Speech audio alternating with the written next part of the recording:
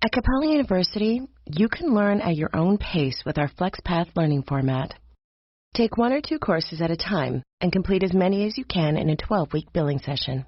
With FlexPath, you can even finish the bachelor's degree you started in 22 months for $20,000. A different future is closer than you think with Capella University. Learn more at capella.edu. Fastest 25% of students. Cost varies by PACE, transfer credits, and other factors. Fees apply.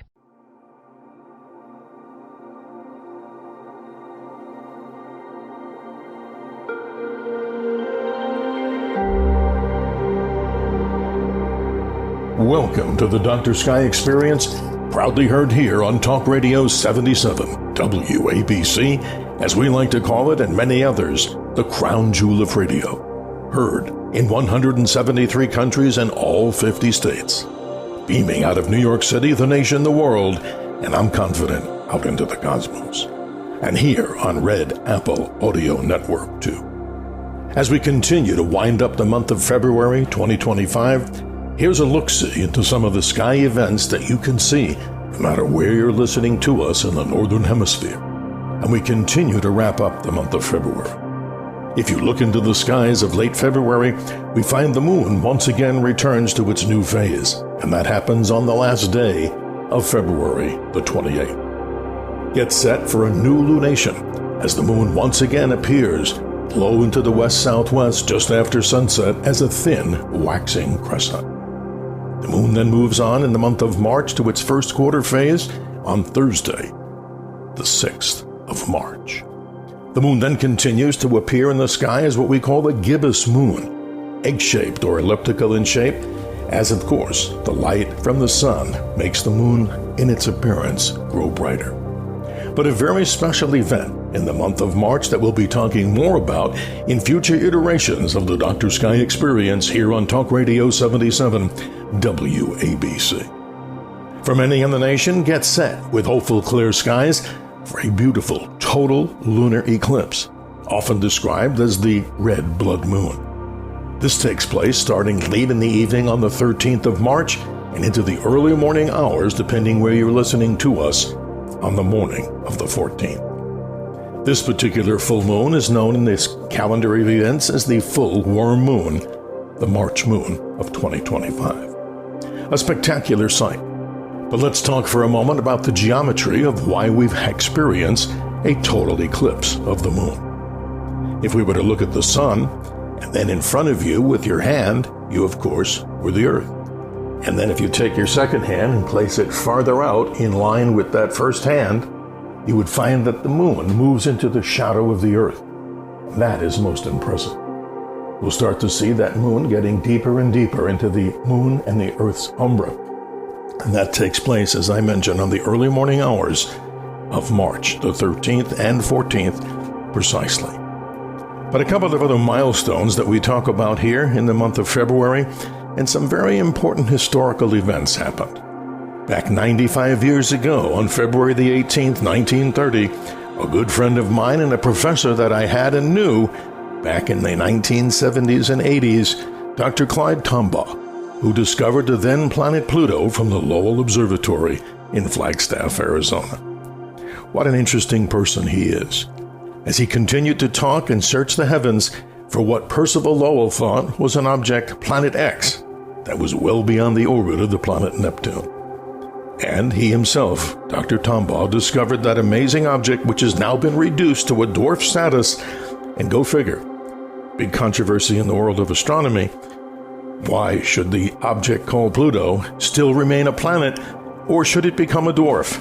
And the controversy never ends. Remember, Pluto has 5 attendant moons and is very much like many of the other major planets, at least the terrestrial planets, like the planets Mercury, Venus, and the Earth.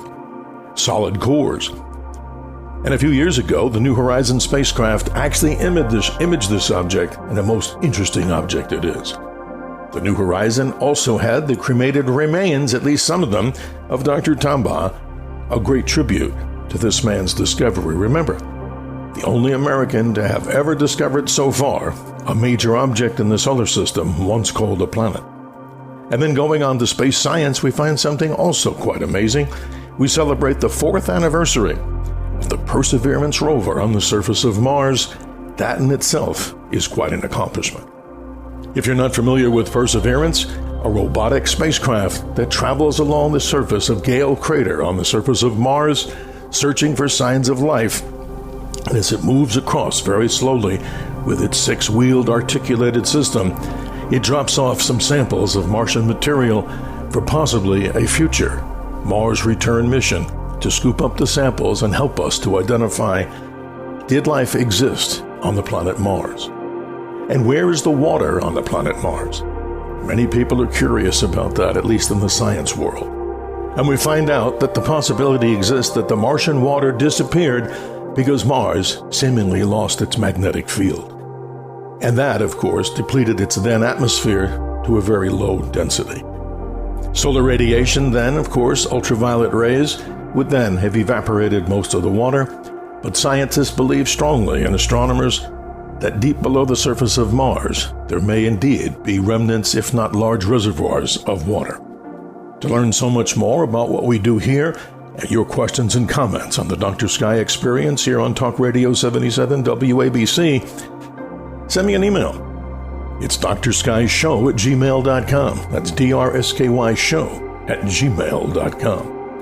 And privileged and honored to be with WABC and the confidence that owner and operator John Catsimatidis has with this information, as every Sunday we provide the latest information from these realms on the show that goes worldwide with great and important news guests, the Cats Roundtable. Dr. Sky reminds you to always remember to keep your eyes to the skies as we transition from the short month of February 2025 to March. But other events in the month of March are also important. Let's talk for a moment about planets. Right now, if you take a look high into the southwest at sunset, the most brilliant object that you can see is the goddess of love and beauty herself, the planet Venus. And in a telescope, the planet Venus shows as if it's a very thick crescent. But watch very carefully as over the next few weeks and into early March, the planet Venus makes a pretty much nosedive toward the horizon as it then moves into the glare of the sun. As mentioned before, the planet Venus gets closest to us as any planet in the known solar system now, at its closest by about 25 million miles, beating that of Mars, which many people thought was still the closest major planet to us when it comes just a little less than 35 million miles away at best. And then we lose some of the other planets to the glare of the sun. We find out that as Venus moves into the sun's glare, so does Saturn. And Saturn moves into the conjunction with the sun by the 12th of March, only to once again reappear in the morning sky later in the year. But interestingly enough, the innermost planet Mercury is at its best to be visible in the west-southwest, just after sunset by about March the 8th. We find out that the ring planet Saturn, as we mentioned before, will also move into conjunction by March the 12th, and then, in a flash, the planet Venus will move to inferior conjunction by the 22nd of March, as we now celebrate near the equinox of 2025, the spring equinox. Mars still remains, and Jupiter high up in our sky at sunset, the planet Mars slowly fading away from us, and it's now moving the direct way in the solar system. It moved through retrograde and stopped, meaning it was moving against the background of stars to the west, when we call a retrograde motion, and it resumes normal motion to the east in the sky right after February the 24th. Jupiter, a fantastic object to see not only with the naked eye, but take your telescope or binoculars to look at Jupiter, and this will reveal those basic 4 Galilean satellites. Dr. Sky reminds you to always remember to keep your eyes to the skies, as I'm honored to be your navigator and this show's and this station's navigator on the highway to the heavens, a highway that as of now has no tolls, wishing you and yours the best for clear skies and good health.